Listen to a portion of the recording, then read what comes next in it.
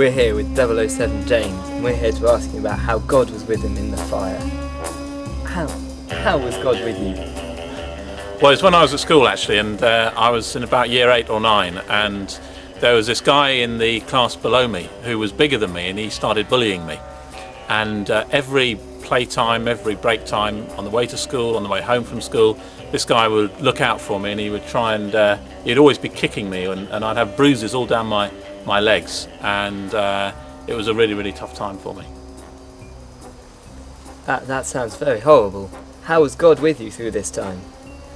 Well, I mean, the interesting thing about it is that I used to pray an awful lot. I used to pray on the way to school that this guy wouldn't see me, that I'd be invisible, that he wouldn't find me. And I used to pray that on the way home. I used to pray that I'd be able to hide from him during playtimes and stuff like that. And yet, a lot of the time, that didn't happen. He did come and beat me up, and it was very, very upsetting. But the interesting thing was that as I spoke to God and as I shared what was going on in my life at that time with God, I actually found he was there with me in the middle of it. He didn't take me out of it. He didn't sort this guy out until a few years later, but he was there with me, and my relationship with God and my friendship with God grew and grew through that experience. Thank you for talking with us. We've got to rush off now before we get caught. Okay, goodbye.